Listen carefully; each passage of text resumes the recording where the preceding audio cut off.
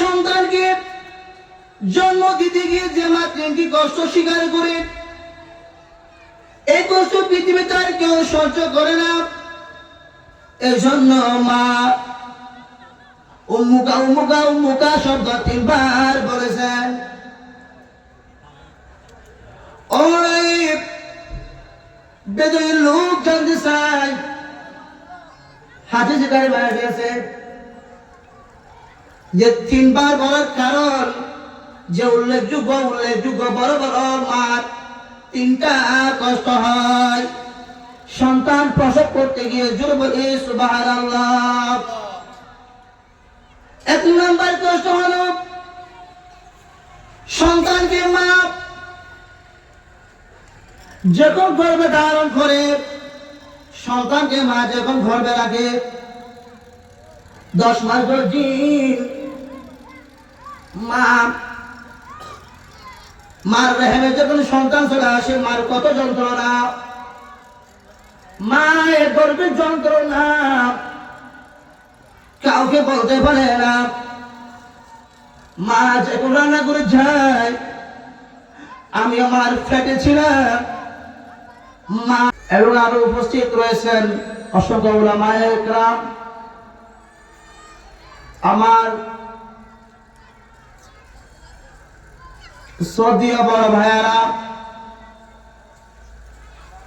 এবং ছোট ভাইয়ারা, আমার বাবার বয়সী বাবারা, দাদার বয়সী দাদা ঝাবরা, মাঘের আওয়াজ যতদূর পর্দানসীন মা ও বোনারা,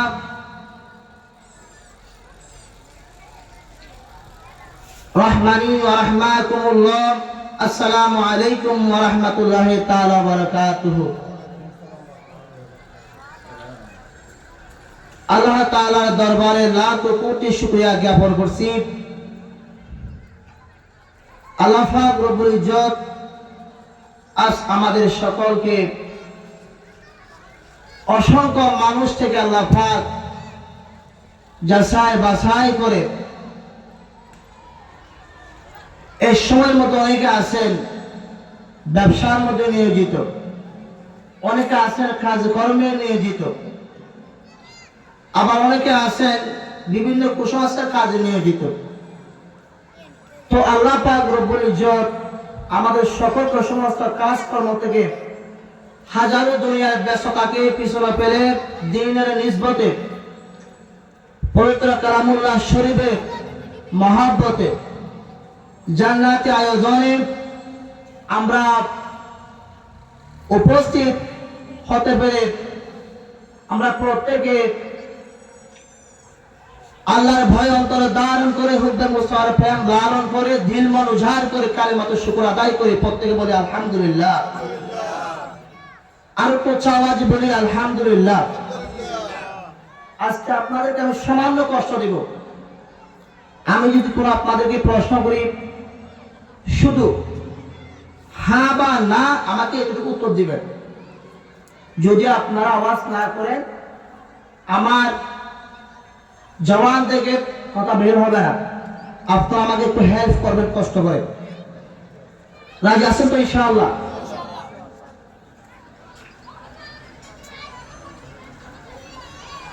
আমি পবিত্র কালামুল্লাহ শরীফ থেকে একটা আয়াতে কারিমা তেলাওয়াত করেছি এবং অসংখ্য হাদিস থেকে একটা ছোট হাদিসে শরীফ আপনাদের মাঝে আমি তেলাওয়াত করেছি।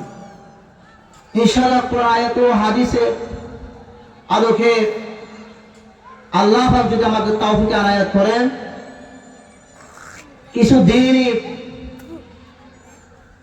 কালাম আপনাদেরকে শোনাবো, বরং এই দিনই কালাম আমরা শুনে আমাদের প্রত্যেকের আমল করার চেষ্টা করবো ইনশাআল্লাহ।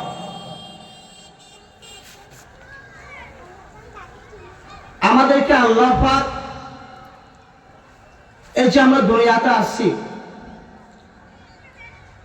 দুনিয়াতে আমরা এমনি আসি নাই, আমাদেরকে পাঠানো হয়েছে। আমার কথাটা বোঝার চেষ্টা করবেন। আমরা দুনিয়াতে আসি নাই, আল্লাহ আমাদেরকে পাঠিয়েছেন। যেহেতু পাঠিয়েছেন, কোন না কোন উদ্দেশ্য আমাদেরকে পাঠিয়েছেন।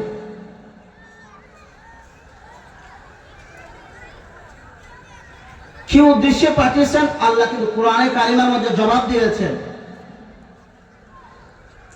ওয়ামা খালাকাতুল জিন্না ওয়াল ইনসা ইল্লা লিয়াবুদুন। আমি জিন এবং মানব জাতি শুধুমাত্র আমার ইবাদত করার জন্য সৃষ্টি করেছি। জোরে বলে সুবহানাল্লাহ। তাহলে জাত শুধু জিন এবং মানুষ, এই দুই জাতকে আল্লাহ সৃষ্টি করেছেন শুধুমাত্র আল্লাহর ইবাদত করার জন্য।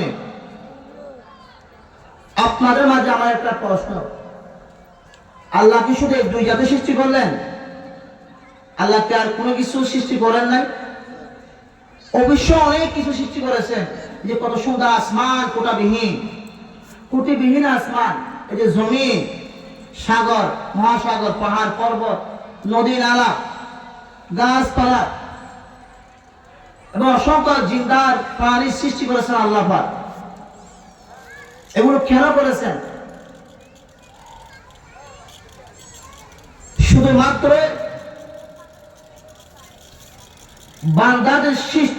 বান্দাদের সেবার জন্য। আসমান আমাদের সেবার জন্য আল্লাহ সৃষ্টি করেছেন, জমিন আমাদের সেবার জন্য সৃষ্টি করেছেন। এই যে পাহাড় পর্বত, আমরা ওখান থেকে অনেক ফায়দা হাসিল করি। সবকিছু একমাত্র বান্দাদের উপকারের জন্য সৃষ্টি করেছেন। জোরে বলে সুবহানাল্লাহ। আল্লাহ পাক রব্বুল আলামিন কালামুল্লাহ শরীফের মধ্যে আমাদের বিশেষ কতগুলো নির্দেশ প্রদান করেছেন পবিত্র কালামুল্লাহ শরীফে। যেমন আপনার বলতো দেখি আমরা 5 ওয়াক্ত যে নামাজ পড়ি, এই নামাজ 5 ওয়াক্ত নামাজ আমাদের জন্য কি সুন্নত না ফরজ? ফরজ, কারণ এটা আল্লাহর অর্ডার, এটা আল্লাহর নির্দেশ। সম্পদ হলে যাকাত দেওয়া, এটাও আল্লাহর নির্দেশ, এটাও ফরজ। মালদার হলে হজ করতে যাওয়া, এটাও আল্লাহর নির্দেশ, ফরজ। সামনে রমজান আসতেছে, আমাদের রমজানের রোজা রাখা এটাও ফরজ। কারণ কেন? এটা আল্লাহর কোরআনী বিধান। এই জন্য অসংখ্য ফরজ আদেশের মধ্যে পিতা মাতার খেদমত করা, পিতা মাতাকে শ্রদ্ধা ব্যবহার করা, এটাও একটা ফরজ কাজ, আর এটাও আল্লাহর নির্দেশ। ওয়াবিল ওয়ালিদাইনি ইহসানা। আমি যে আয়াতে কালেমা তেলাওয়াত করছি এখানে দুই ভাগে বিভক্ত। ওয়া কাদা রাব্বুকা আল্লা তা'বুদু ইল্লা ইয়্যাহ। আল্লাহর চূড়ান্ত সিদ্ধান্ত, আল্লাহকে ছাড়া কারো ইবাদত করা যাবে না। এক আল্লাহকে ছাড়া কারো ইবাদত করা যাবে না। আয়াত কারিমার দ্বিতীয় নির্দেশ হলো মা বাবার প্রতি শ্রদ্ধা ব্যবহার করা, ইহসান করা। ওয়াবিল ওয়ালিদাইনি ইহসানা। আল্লাহ কোরআনে কারিমে ইহসান শব্দটা ব্যবহার করেছেন পিতা মাতার ক্ষেত্রে। আমরা ইহসান কাকে বলে একটু বুঝি না।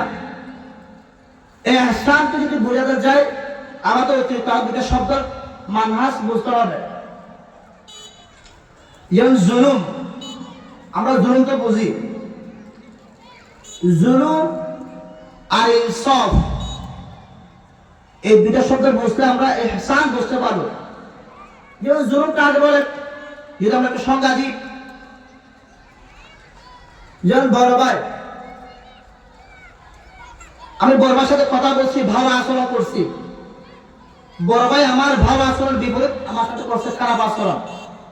এখন আপনারা বলেন এটা আমার প্রতি জুলুম না ইহসান? জুলুম। একটু কষ্ট করে একটু উত্তর দিবেন।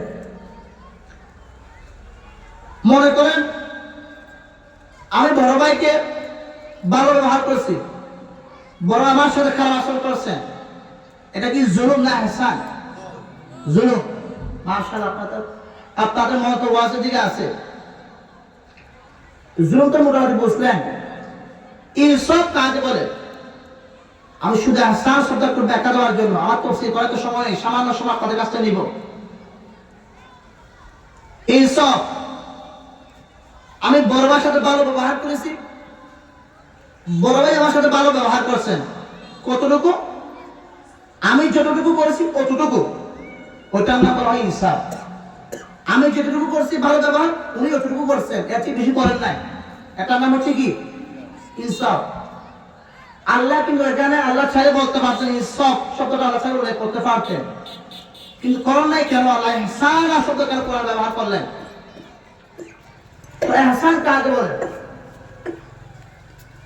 আমি হুজুরের সাথে ভালো আচরণ করলাম, হুজুর আমার সাথে ভালো আচরণ করেছে, কিন্তু কতটুকু? আমি যতটুকু করেছি তার চেয়ে বেশি করেছেন, এটার নাম বলা হয় ইহসান। জোরে বলে সুবহানাল্লাহ। আল্লাহ এর জন্য ওয়াবিল ওয়ালিদাইনি ইহসানা, তোমরা পিতা মাতার প্রতি শ্রদ্ধা ব্যবহার করো, উত্তম আচরণ করো।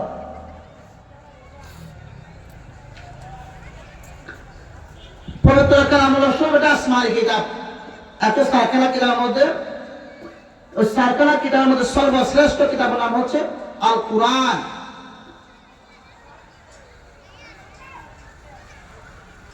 আপনাদের একটা প্রশ্ন করি, আসমানি কিতাবের মধ্যে অসংখ্য আসমানি কিতাব ছিল, 100টা সহিহ কিতাব আর 7টা মশহুর কিতাব। ওই 7টা প্রধানত কিতাবের মধ্যে আল্লাহ তাআলার কালাম সর্বশ্রেষ্ঠ, যে কালামের নাম হলো বাল হুয়া কুরআনুম মাজিদ, কুরআন মাজিদ। এখন বলেন কুরআন বড় কিনা?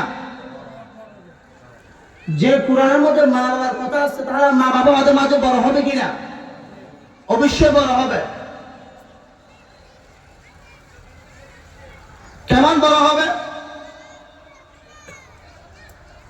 এক ব্যক্তি রাসূলের কাছে এসে প্রশ্ন করলেন, ইয়া রাসূলুল্লাহ, মানাকু বিহুসনি সাহাবাতি, মানাকু বিহুসনি সাহাবাতি, ইয়া রাসূলুল্লাহ, আমার কাছে অতি সৎ আচরণের প্রাপ্য কে হবে? অর্থাৎ আমি আমার কাছে অধিক ভালোবাসা পাওয়ার, অধিক সৎ আচরণ পাওয়ার মানুষ কে হবে? রাসূল সাল্লাল্লাহু আলাইহি সাল্লাম বললেন, উম্মুকা, তোমার মা। জবাব রাসূল কি বললেন? উম্মুকা, তোমার মা। লোকটি শুনে আবার জিজ্ঞেস করলেন, ইয়া রাসূলুল্লাহ, তারপর কে? রাসূল পাক সাল্লাল্লাহু আলাইহি সাল্লাম এত উত্তর দিলেন, উম্মুকা, তোমার মা।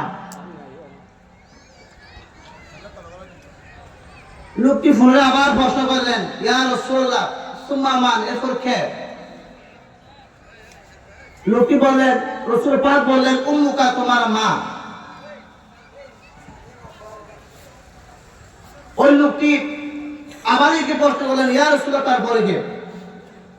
জনাব রাসূলুল্লাহ সাল্লাল্লাহু আলাইহি সাল্লাম বললেন, আবুকা, তোমার বাবা। আল্লাহ রাসূল উম্মুকা উম্মুকা উম্মুকা শব্দটা 3 বার বলেছেন। কারণ কেন বলেছেন? এটা মাকে বেশি প্রাধান্য দিয়েছেন। কারণ মা সন্তানকে জন্ম দিতে গিয়ে যে কষ্ট স্বীকার করেন মা, এই কষ্ট পৃথিবীর কেউ সহ্য করে না, কেউ স্বীকারই করে না। ওই হাদিসের ব্যাখ্যার ভিতরে মোল্লা কারি জিউর রহমাতুল্লাহ একটা হাদিস নকল করেছেন। ওই হাদিসের ব্যাখ্যায় ওই লোকটি ছিল পিতা মাতার প্রতি অবাধ্যতা, মা বাবাকে খেদমত করতেন না, মা বাবার সাথে ভালো আচরণ করতেন না, মা বাবাকে দেখতেন না। এই জন্য রাসূল তাকে মার প্রতি সেবা করার জন্য, মাকে বেশি বেশি ভালোবাসার জন্য উম্মুকা উম্মুকা উম্মুকা শব্দটা 3 বার বলেছেন। মুহাদ্দিসিনে কেরাম তার ব্যাখ্যা আয়াতটা ব্যাখ্যা দিয়ে রাখলেন, আমার রাসূল পাক সাল্লাল্লাহু আলাইহি ওয়াসাল্লাম উম্মুকা উম্মুকা উম্মুকা 3 বার বলার কারণ, মা পৃথিবীতে সন্তানকে জন্ম দিতে গিয়ে যে মা 3টি কষ্ট স্বীকার করে, এই কষ্ট পৃথিবীতে আর কেউ সহ্য করে না। এই জন্য মা উম্মুকা উম্মুকা উম্মুকা শব্দ 3 বার বলেছেন। ওই বেদুইন লোক জানতে চাই, হাদিসে কারিমে আছে যে 3 বার বলার কারণ, যে উল্লেখযোগ্য বড় বড় মার 3টা কষ্ট হয়। সন্তান প্রসব করতে গিয়ে জোরে বলি সুবহানাল্লাহ। 1 নম্বর কষ্ট হলো সন্তানকে মা যখন গর্ভে ধারণ করে, সন্তানকে মা যখন গর্ভে রাখে 10 মাস 10 দিন মার রেহেমে যখন সন্তান চলে আসে, মার কত যন্ত্রণা, মায়ের গর্ভের যন্ত্রণা কাউকে বলতে পারে না।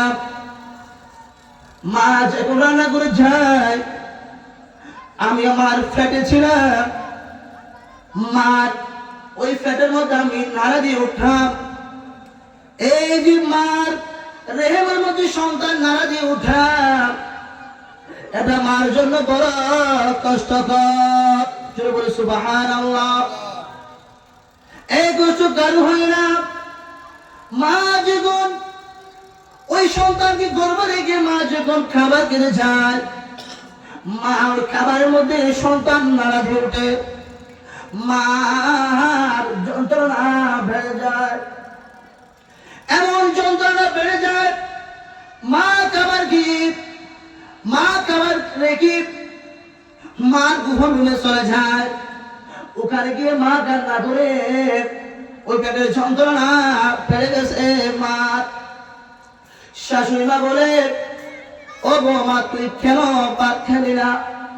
কিন্তু মা বলে, না, আমার পেটের ভিতরে আমার বাচ্চা নাড়া দিয়েছে, আমার পেটের মধ্যে কম্প